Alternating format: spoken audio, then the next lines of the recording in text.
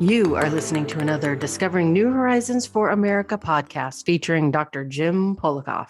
As always, each episode is a search for the truth and how it applies to our daily lives and well-being. Dr. Jim's guest for this episode is Harry Gottlieb, founder of Unify America.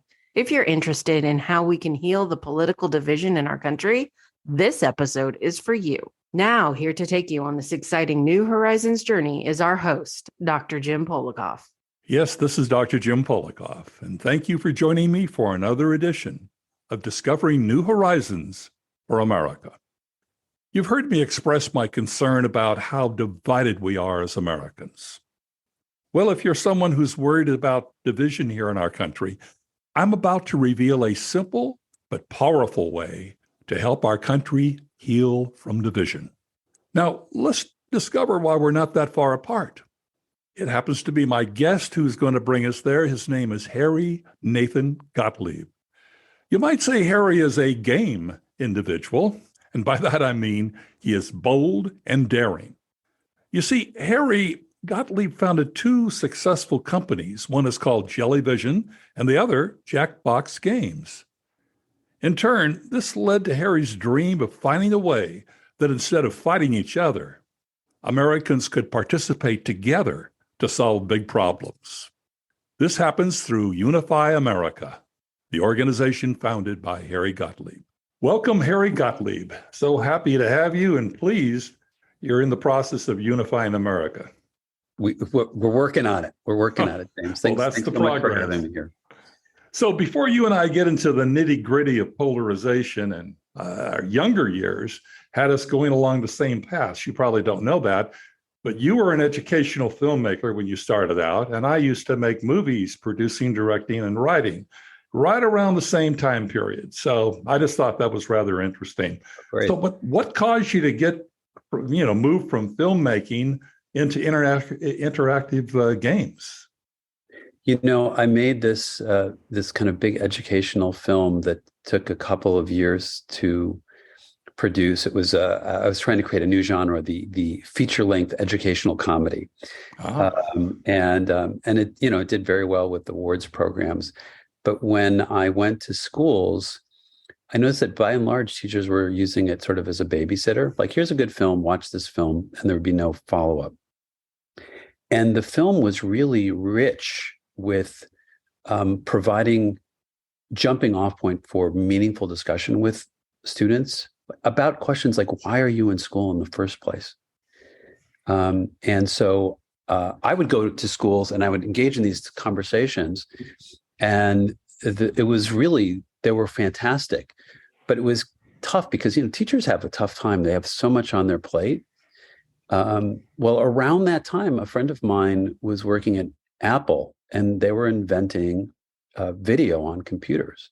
Mm-hmm. And I went out there to see this new technology, and he said to me, like, we need filmmakers like you to figure out, like, what are we going to do with this? And so suddenly it became this possibility of kind of reaching through the screen and directly engaging students. So that was really appealing to me from an educational perspective, that you can Apple was always advanced in what they were doing, so obviously so were you, and the two married together quite well, I'm assuming. Yeah, but that was why it was this opportunity to use filmmaking, video production, and combine it with the ability to interact with people through a screen at scale.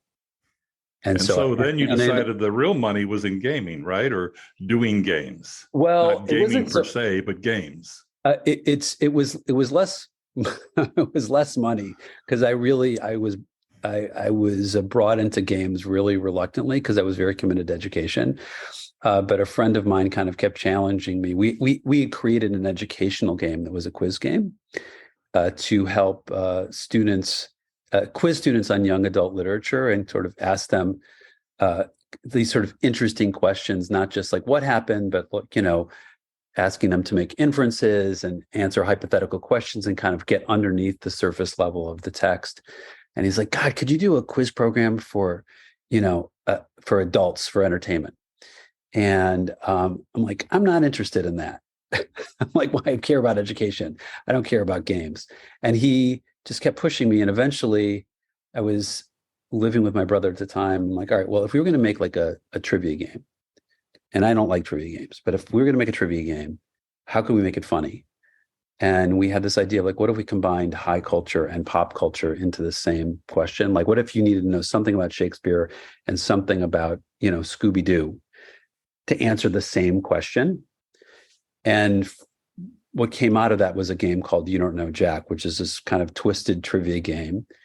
And using some of these skills of reaching through the screen, the host would ask these questions, like a voice would ask the questions. And if you got the answer wrong, the host would make fun of you, very specific to the answer that you gave. So it was, it kind of tied it into children, I'm assuming, like Scooby-Doo, so they would have a better, shall we say, reference to it. Well, the educational program, which was called That's a Fact, Jack, did.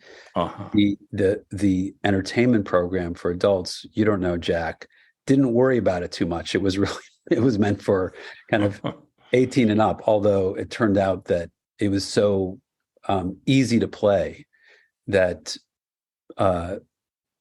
kids as young as 7 and 8 years old were playing, and also folks in their 80s were playing. So it was really nice because it brought people together, and it's that experience helped me learn how powerful games can be in bringing people together to enjoy each other's company. And of course, you can layer into that learning. And all of that has factored into my career since. Well, that's interesting. So after being a successful entrepreneur, shall we call you, you launched Unify America in 2020. Of course, your goal was to reduce contempt and teach Americans to work together. But this game is far more challenging, right? Yes. You've got our political division in this country today. But I understand you first took the pulse of America. You began interviewing Americans in different parts of the country. What did you find? That we have, this sounds cliche, but that we have way more in common than otherwise. The question that I went on that trip asking was, are we really as divided as it seems? And I mean, the answer is no. We're just simply not. But we are, it's sort of like we're just looking at the wrong things. We're divided over, basically the animosity that we have for the leaders on what we imagine to be the other side, the political personalities on the other side. And in the best case scenario, we're divided over tactics. I'm for a border wall. I'm against a border wall. I'm for Medicare for all. I'm against Medicare for all. Mm-hmm. And we lose sight of the fact that when it comes to end results, we actually want the same thing. So I was administering and iterating on a survey on Americans, the goals that we share, or do we share? Do we have common goals? So things like, okay, we don't agree on Medicare for all, but do we all want a healthcare system that is high quality and affordable for everyone? Mm-hmm. Like, is that the end result we want to achieve? Well, way over 90% of Americans want that. So the border wall question, a lot of disagreement on a border wall, but it turns out that the majority of us, the vast majority of us, think we should be able to know and determine who is coming in and out of the country. Most of us don't want an open border. We want to have some control. So when you go through the various issues in the political sphere, if you ladder up, if you rise above the political personalities and above the tactics and say, what are the end results we want to achieve? It's like we agree on everything. I mean, it feels like we're at a beach and there is this beautiful sunrise in front of us, but we're turned around looking at the garbage can that's been kicked over on the beach and has spewed garbage on the beach and think that that's the totality of our reality. But that's a very interesting correlation. Now, within your website, the stated mission of your organization is to replace politics with problem solving. But I'd like to begin with the identification. What do you see are the problems today in America? Well, the problem that we're focused on is the problem of how we solve problems. So right now, the way that we solve problems can be broken down like this. Someone walks in the door with a solution. They propose a piece of legislation. A lot of people don't like that solution. And so the second step is there's a big fight about it. And the third step is we hope a compromise emerges that serves the common good. Of course, that is good luck with politics today, but anyway, please continue. Right. Well, that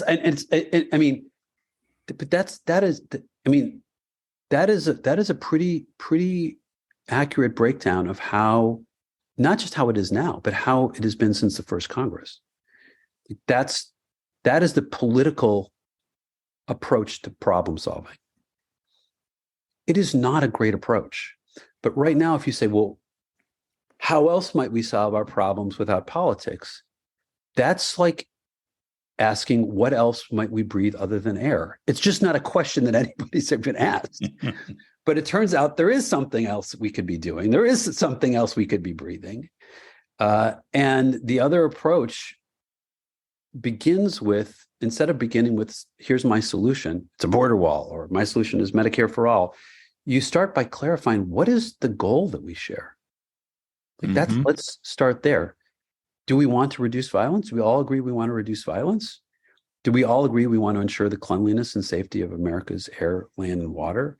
Do we want to make sure that those who are released with prison leave with the tools and opportunities they need to become productive citizens? By the way, these are all examples of survey questions from our program called the Unify Challenge, where citizens get together to talk about these things. Right, and I'm going to ask you about that, but basically you see the answer then to solving the problems is by basically being able to reach agreement on exactly what the problem itself is, and then obviously trying to discuss what the solutions are, correct? That's exactly right. You start the process very deliberately with what is our shared goal.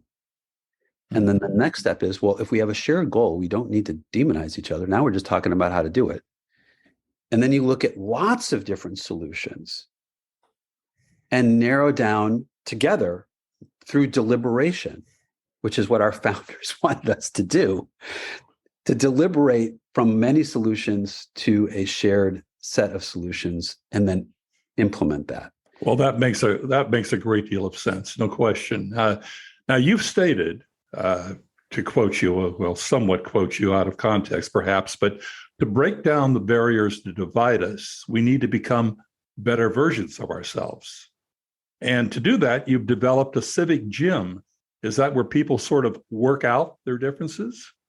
Well, it's the Civic Gym is, if we're going to solve our problems together, and I think it's clear, like, we're not going to solve our problems by fighting each other. So we need to develop and adopt a system by which we solve our problems together. In order to do that, we need to learn how to listen to each other better. We need to learn how to overcome our biases. You know, many of your listeners may be familiar with things like confirmation bias, like the tendency to only see evidence that confirms our own point of view, but also recency bias. If there's a lot of crime in my area that I've heard of recently, well, crime is out of control, but really crime may or may not be out of control. Maybe just what you've heard recently. There's all these biases that cloud our thinking and that can get in the way of good decision making. So overcoming biases. We need to understand how science works. When we think about decision making, we need to understand how data works in terms of decision making. We need to understand that there are lenses when we are making decisions, civic decisions, that we are always going to be wrestling with, like things like the relationship between responsibility and freedom. I mean, that comes up all the time when we're making policy. So the Civic Gym is, how do we become better versions of ourselves? How do we become clearer seeing? How do we listen to each other better? How do we work together better? How do we make wiser decisions together. So I think we'll get to the next point. Does it now relate to the beginning of this Civic Gym? Is this where your Unify challenge comes in? I mean, it sounds a bit aggressive, but apparently, does it work well? Yeah, so let me explain what it is. It's we bring two Americans together in a video conference, match them ideally so that they're really different from each other. If we can match them so that they're politically different, and they vote differently, that's sort of the ideal. But otherwise, people who are unlikely to have met each other otherwise, that's our goal. And then we give them a series of these survey questions that they go through together about goals for the United States. And in some cases, it may be even more specific, maybe goals for the state. We did the Unify Challenge in Colorado, and we had goals for the state of Colorado. And people who have different perspectives, just one-on-one in this video conference, answer these survey questions. But before they answer them, they talk about them.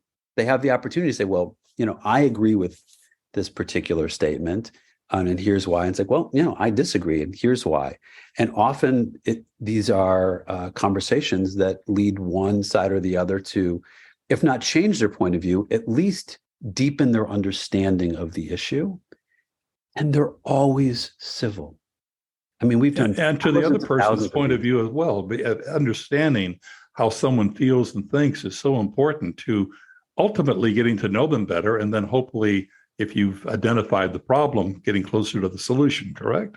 Yes, that's exactly right. I mean, we have to be able to talk to each other. It turns out it's not nearly as hard as we think. People are very nervous about talking to people who've got a different kind of voting history than they do. But you put two people together, we are built to get along in one-on-one situations without groups at rallies and people pushing us around, but just two people together. It's amazing how well people listen to each other, are respectful to each other. You don't really need to do much. You don't have to sort of scold people into doing the right thing. We sort of just do it naturally. I like your correlation between the rallies because, the rallies are an emotional, volatile situation where just talking one-on-one or two-on-one, whatever the case might be, so much more comes out. You're listening to people in a reasonable fashion as opposed to an emotional get-together, so to speak, where people's anger and part of bias comes out in those points. So I'm curious, your organization reaches out to a variety of groups, ranging from, as I understand it, college classrooms to even church congregations. I mean, but I'm curious, and maybe you are doing this, but what about large companies? People in the workplace are terribly divided. So why not include a program for these men and women, your Civic Gym, for example? Perhaps employees, your companies would allow them to have a lunch break in which they can do this or participate in the Unified Challenge. Is that at all possible? Have you considered that? Are you doing that? We aren't doing it yet, but many of the skills that we are teaching and sort of frameworks for thinking about decision making that we're teaching in the Civic Gym, these are definitely applicable to the workplace. I mean, most employers would be very happy for their employees to be better at listening to each other, better at collaborating. I think you're exactly right. I bring this up because going way back, I was before my time, but I was just around the college age, just sort of out of college when Robert Kennedy was assassinated. I wanted to do something about it. I got some of my fellow students together and we formed an organization called One, which was basically everyone coming together, and we took it to different companies. And everyone, of course, gave us lip service and we'll consider it and all of that. But what it really boiled down to is the companies didn't want to have to spend or lose the money that giving their employees some time off to participate would reveal. But now we're into the Zoom area and we're into things that we can obviously so much more easily communicate with each other. And I just think the time is right with your program for companies. I hope you're right. We will as we continue to develop the Civic Gym and build out the programming, that's certainly an area where we're going to explore. So a good point that I once heard you make is that, and you've made it again, people can solve problems better when discussions are less confrontational. Gun owners, I think, this could be, an example, correct me if I'm wrong, but people really don't want the government controlling their guns. And so what we should do about gun control, I think you're saying, is really not the question. The question is, what steps do we need to reduce violence? Yeah, that's right. I actually piloted what is now Unify America in 1993. First identifying this problem of like, oh my God, what is going on here? We can't solve our problems. Like Reagan was shot 10 years ago and we're still arguing about gun control. And I'm like, what should we do about gun control? It seems like there's like, you get to take one side. There's gun control or there's not gun control. Like that does not seem like enough options to me. Like it seems, so we ended up, a group of journalists and I, in trying to sort of uncover different solutions and understanding the problem better. We interviewed police officers, we interviewed gang members, we interviewed a woman whose son was shot and killed by his best friend at 10 years old because they got into a fight and there was a handgun available. We also interviewed a woman who was raped but had a handgun in her purse and was able to shoot her assailant before he murdered her. We talked to Gun Control Inc. We talked to the NRA. And there was so much nuance in the conversation that just was being completely lost. And no one was saying like, well, how do we give citizens the opportunity to look at what the possible solutions might be, the many possible solutions might be to reducing violence? But I have to say, at that time, I was thinking the question was, what should we do about gun control? But that was the wrong question, because gun control is a tactic. Reducing violence is the actual goal. And so I don't think gun owners are any more interested in people being murdered by guns than anybody else. Well, you're absolutely right. And look at the recent case. It's so unbelievable that a first grader was able to take a gun to school and shoot his teacher. And we still don't know. Obviously, none of the facts will never come out, but somehow that kid got a hold of the gun and obviously he resorted to violence. So I suppose that I think you're just so spot on that rather than talking in terms of gun control, we talk about how do we stop the violence that's going on? And that's the truth that, like you mentioned earlier, with the border wall and all of that. I think we all do have common ground. You're absolutely right. The other point you made that I want to ask you about is an interesting statement. When you win by 51%, everyone loses. So change the rules. The only way to win is to win together. My question is, how do we get there? Yeah, you have to change the way the game is played. I had this really fascinating experience in about 2002. I was on a jury. Have you ever been on a jury, James?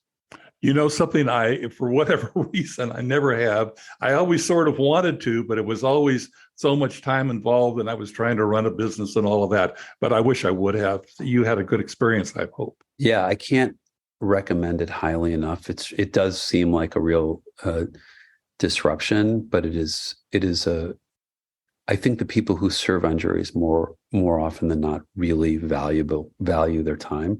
So I served on a jury and I sort of, I made sure I got elected as a foreperson of the jury so that I could help kind of orchestrate the process, because I'm like, as long as I'm doing this, I want to like kind of experiment with how this works. But regardless of what I was doing, what was fascinating is the jurors were deliberating the merits of both sides of the case, and people had strong feelings, but they still really listened to each other. Mm-hmm. And there wasn't this sense of, I must win my point of view Like my point of view must prevail. And I think that was the case because the way that the game in a jury works is we either all win together or we all lose together. Because if there's not consensus among the 12 of us, we've all just wasted our time for the last X number of days or weeks. Nobody on a jury wants to be a hung jury. Like right. What's interesting about a jury is you basically have to be involved as long as it takes to reach a decision. That doesn't necessarily happen in our politics today, but I think your point about a jury is so well taken. Well, it's if the way the game is set up is we all have to agree to win, or let's say in policymaking, it has to be a vast majority need to agree to win. It completely changes the way that people interact with each other. Mm-hmm. If juries were like 7 out of, if you get 7 people out of 12 wins, totally different ballgame. Everybody's interacting with each other completely differently and more politically. Can I get this person on my side? Because if I get that person, I'm good. And in our particular jury, it was a really interesting story. We were 11-1. And there was one guy who was a holdout. And this was a car accident. And I did not think this guy was the brightest bulb in the chandelier. And in my head, I didn't say it out loud, but I'm like, all right, let's go through the process. Why don't you explain how this car accident happened? Because like the rest of us are convinced that it happened a certain way. And I had like a milk carton and a salt shaker on the table, and those were the cars. And I had him walk everybody step by step through the car accident, like moving my milk carton and salt shaker the way the cars were. And there was a certain point, he said, and then the cars like hit the back of the cars hit and went off into different directions that way. And I said, okay. And now this is where I'm like, okay, this is where it falls apart. It's like, because there's no damage on the back of the cars. But just for kicks, let's go look at the pictures again. And the pictures, by the way, were photocopies, Xeroxes of pictures. And so they were not very good.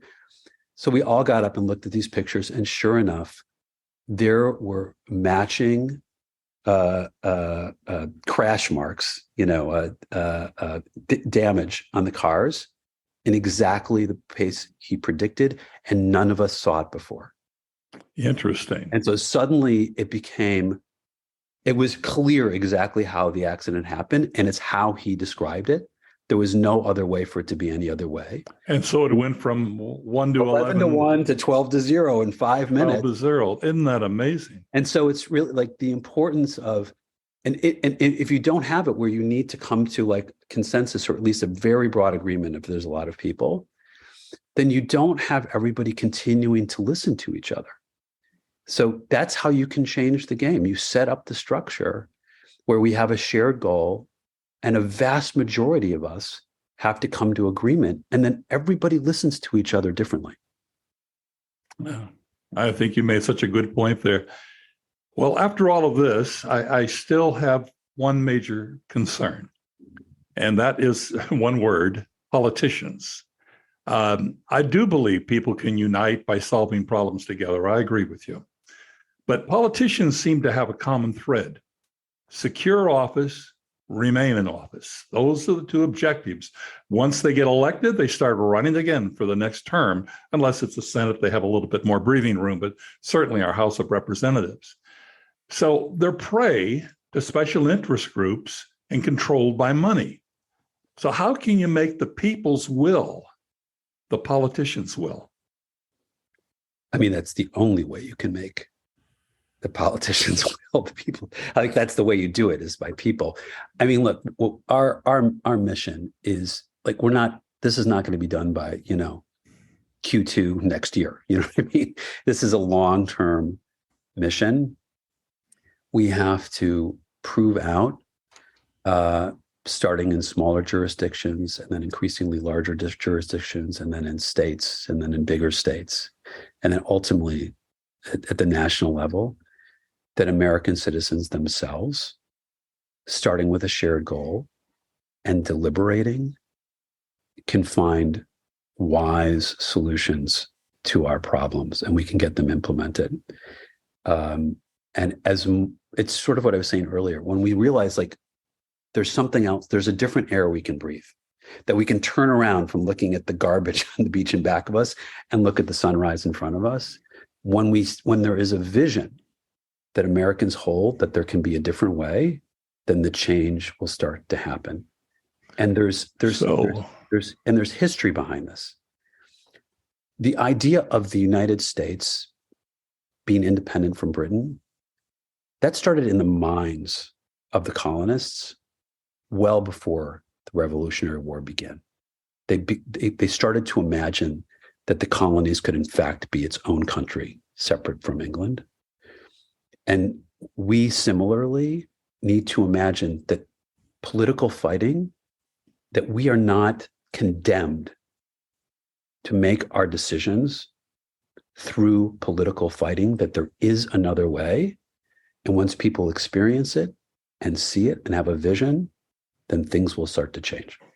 So what you're saying is you believe that even though the politicians are so entrenched with attempting to regain office once they have it, where they're going to allow special interests to control them, money to be the main objective of what they're trying to do, raising money for the next campaign to make sure they stay in office, you really believe that ultimately public opinion, and there has to be a huge amount of public opinion, can sway this thinking to where politicians will say, maybe it's not money, maybe it's not special interest, I better start listening to the people. Is that correct?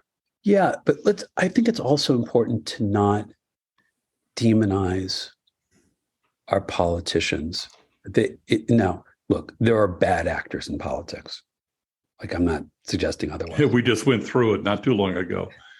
Yeah. So, but there are also a lot of people go into politics, I don't just mean at the national level, at all levels of government, who are going in for really noble reasons.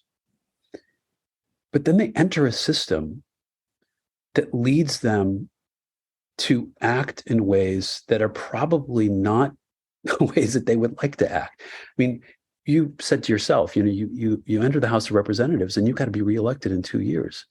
And the way the system is set up, it's you have to, if you want to be reelected, you have to pay attention to fundraising. You have to pay attention to how you're represented in the media. You have to worry about the most extreme members of your party and your constituency. You have to worry about the next person who's going to be running against you. I mean, and political action groups coming against you. That's right. It doesn't leave you a lot of time to work towards solving problems to improve the common good. And that's a system problem. It's not an individual problem. It's a systems problem. And so the people who go into politics are people who unfortunately, there's a lot of people who aren't going into politics because they're like, I want to really solve problems. But that's a system that doesn't let me solve problems because I have to focus on all this other stuff that is not why I'm getting elected. Mm-hmm. So the only group of people who can change that is us. Like we, the people, we are the ones who need to change that. And we can. And there's a lot of people in politics now who are playing the game because like that's the only way they can survive.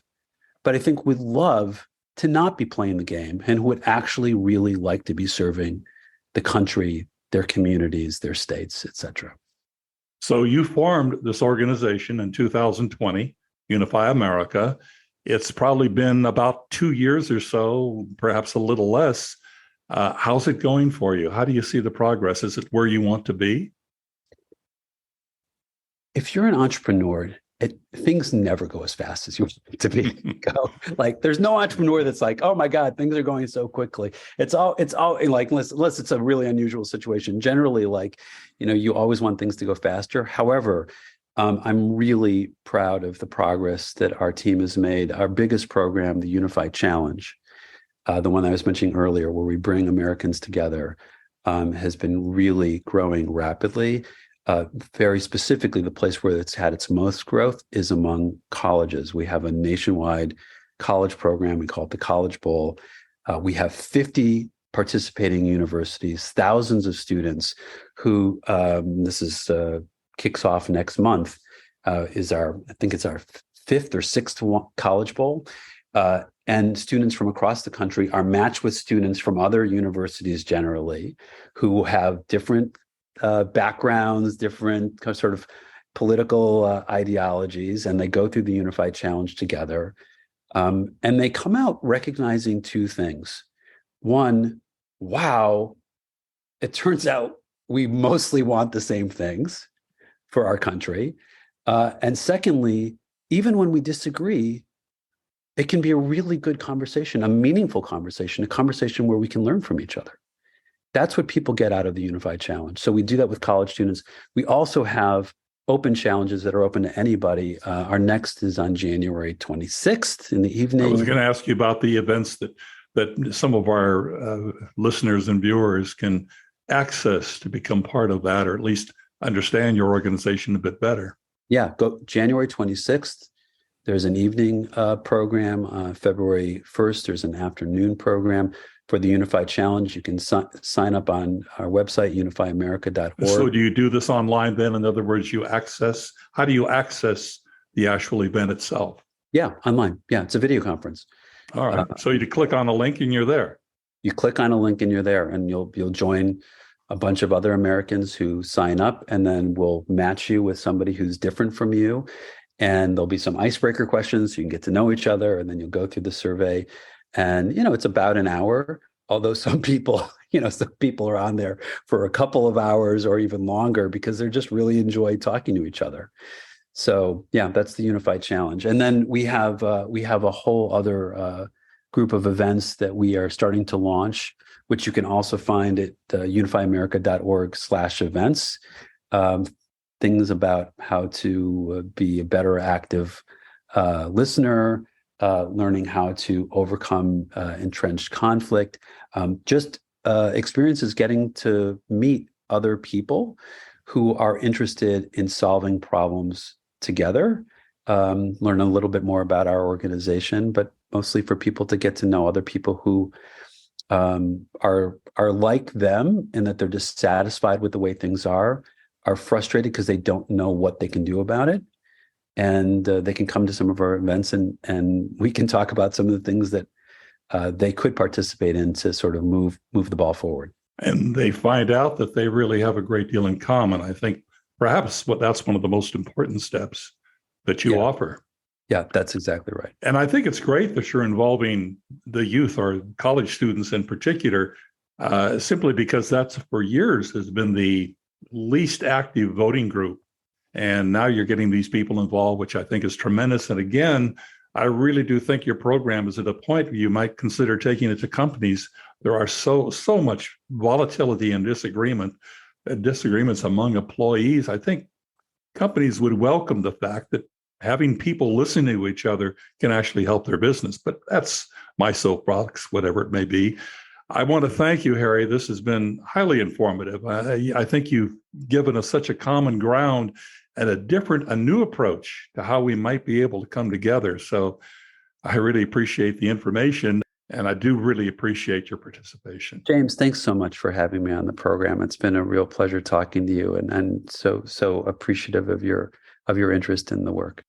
Want to discover more information about Unify America and how to get involved? It's real simple. Visit our website, jamespolakof.com. That's James, Polakof.com. You'll also discover a variety of valuable resources on our website and other terrific New Horizons for America episodes. Again, jamespolakof.com. Now back to Dr. Jim. We're all acquainted with the highly popular stage play Hamilton. Well, Alexander Hamilton said, "Factions would ruin us. Political parties are the fatal disease." Yes, Hamilton foresaw the importance of a united nation. And I do believe Harry Gottlieb's Unify America has much to offer. At least it's worth each of us taking a deeper dive into his organization by simply taking their Unify Challenge. Again, you can easily learn more by simply coming to our website, jamespolakof.com. As our production coordinator, Faith Michelle, so correctly stated, there are many other valuable podcasts that you may have missed, might want to hear or see. And also, we published a number of very interesting blogs on the website. I want to thank you for joining us. And once again, remind you that we drop an episode every week, and you could either listen to us on a variety of podcast platforms or come to our website, jamespolakof.com, or you can watch us on YouTube. Again, thank you so much, and I look forward to being with you again.